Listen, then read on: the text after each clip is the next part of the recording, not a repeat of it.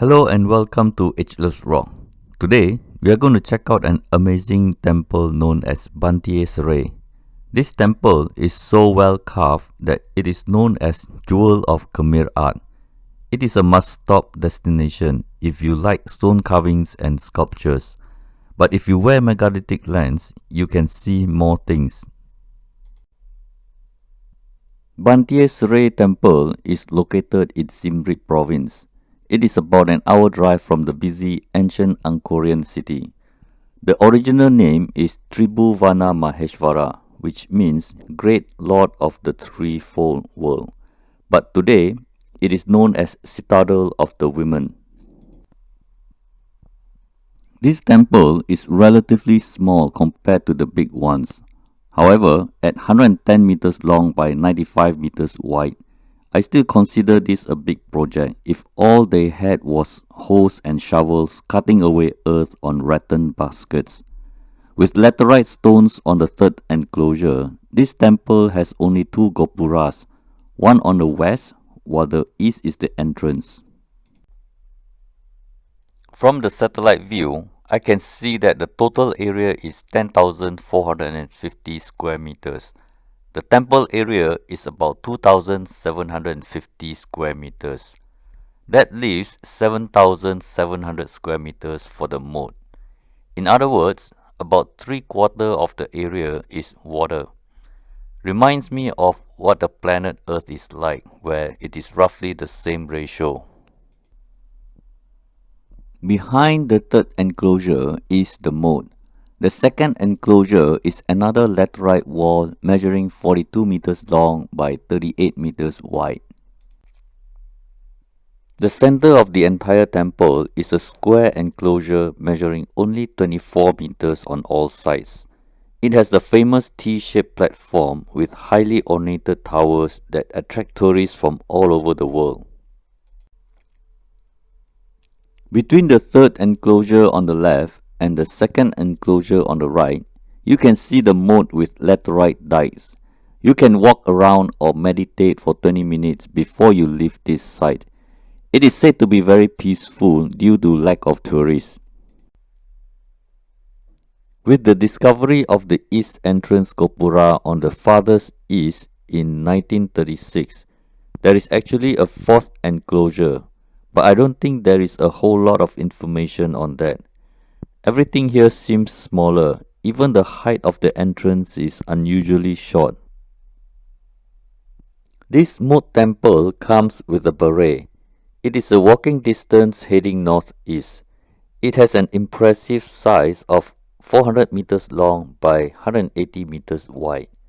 This body of water takes up 72,000 square meters or about 17.8 acres of land area. If it is maintained properly as a beret, even with about 2 meters deep, it will be an amazing sight that makes you think this is a natural lake if you are just standing on a jetty overlooking the entire beret. With 6 months of rain every year, I highly doubt ancient Cambodians would need extremely large water tank for agriculture. As far as I know, there is no water channel to drain the water for any purpose for the last 1,000 years. Due to its location and inaccessibility, this temple wasn't rediscovered until 1914 by Lieutenant Marek. It was then cleared by André Malraux 10 years later. He was an art theorist, writer, minister of culture, and a thief. He stole 4 statues from this site, but he was caught and the statues returned. The history of this highly ornated temple goes back to 10th century. It was built by Vishnu Kumara and Yashnavaraha. Yashnavaraha was a counselor to King Rajendra Varman II. Tribhuvana Maheshvara was consecrated on 22nd April 967 AD. This is what it looks like if you were to travel back in time to the year 1931. This is the area of the 3 central towers. You will never know they are here even if you jungle trek passing by 100 meters away. It was well hidden by the tropical jungle only known to locals. It was not only hidden by the trees and everything that grows around them. The temples were actually buried into the ground. I will not be surprised that the locals did not abandon them. It was in ruin when they were there. They already knew nothing when the Europeans arrived.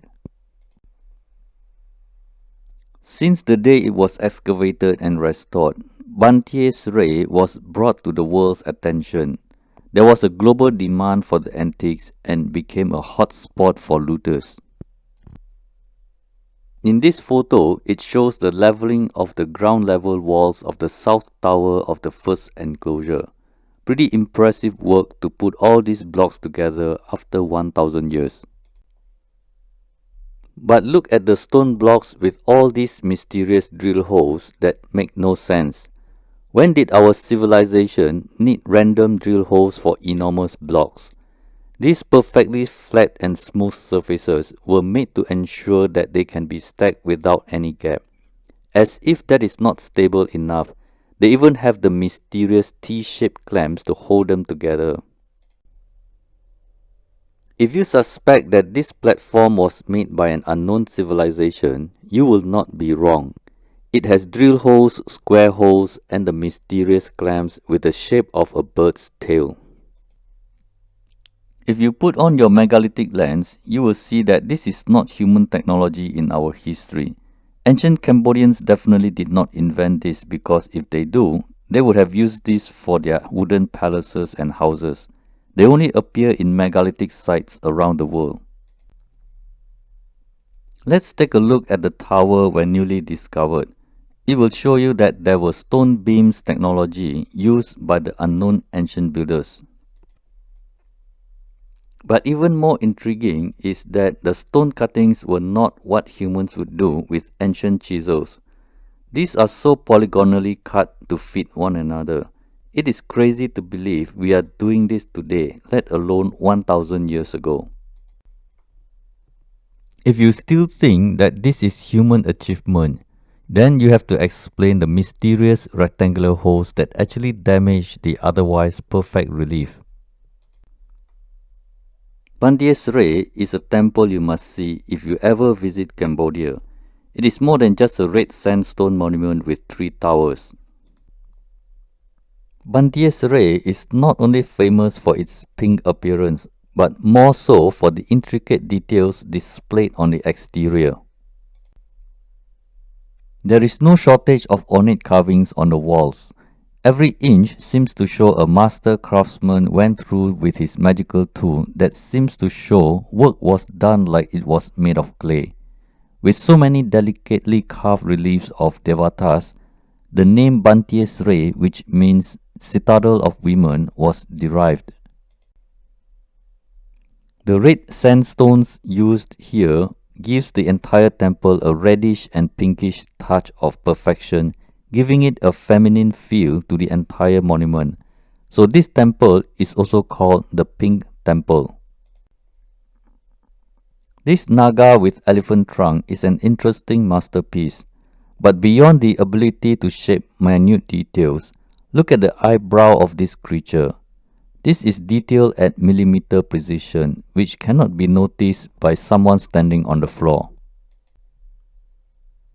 Here is a close-up look at the mythical bird Garuda with a zoom in on the eye and the beak. We are looking at the creation of a masterpiece at millimeter precision using unknown tools that has never been found. All we do is praise ancient Angkorian incessantly about how great they were. Nara means man and Simha or Singa means lion. Here you can see Narasimha, the half man and half lion, who is the 4th avatar of Vishnu. He is depicted as the god who disemboweled Hiranyakashipu in order to restore Dharma, but the details in 3D is more fascinating to me. This experiment shows Vishnu with 10 arms, but the details of the lion caught my attention with the extreme details. The head of the lion itself is so full of details. I am staring at the lion longer than Vishnu. This pediment shows Indra on Airavata, the three-headed elephant. Again, I'm impressed by the millimeter precision of the lines on the elephant's head. Such attention to details you can barely see when walking straight through the entrance. The pediments are achievements that show great attention to details. This intricately design of Lakshmi bathed by two elephants will need you to climb on a ladder to appreciate the details. Why would anyone spend so much time and effort on the exterior details that are exposed to rain and sun but cannot be seen if you walk past casually? According to Maurice Glaze, the hard red sandstone can be worked like wood to explain the insane level of carvings done at Banteay, Srei. But the hardest wood in the world for carving is lignum vitae, and the density is about 1.2 tons per cubic meter. The density of red sandstone ranges from 2 to 2.6 tons per cubic meter, but averaging 2.6 tons per cubic meter. You cannot carve crispy stone like wood. I think the comparison is a bit misleading. At the sanctuary, you can see statues of humans with animal heads guarding the temple. These mythical creatures are mostly stolen or in the museum due to high demand from collectors around the world. The statues we see today are mostly replicas. The statues survive 1000 years hidden by the jungle and buried in the ground. But once exposed to human, they suffer beheading and kidnapping. Sometimes I wonder if it is better for us to rediscover this today or be lost for another 1000 years. Maybe we should surround this temple with royal military guard with 100 security cameras installed all over this site. At the heart of all this creation, this is the main monument, a tower in the middle that stands 9.8 meters tall, flanked by two towers 8.3 meters tall, on a platform 0.9 meters high. This statue of Maheshvara and Uma, known as the divine Uma Maheshvara, is also Shiva and Parvati. It was discovered in 1914 and placed in National Museum in 1920. Unfortunately, in 1970s, Uma's head was stolen right from the museum. This is another reminder that human is a great threat to national treasures. Banteay Srei temple has come a long way since it was rediscovered, excavated and restored. Now the whole world can see the beauty of this pink temple, including crooks and looters. Well, that's all for today. I hope you enjoyed this short presentation on Banteay Srei temple. See you in the next video and have a wonderful day. This is Berniong signing out. Lehai.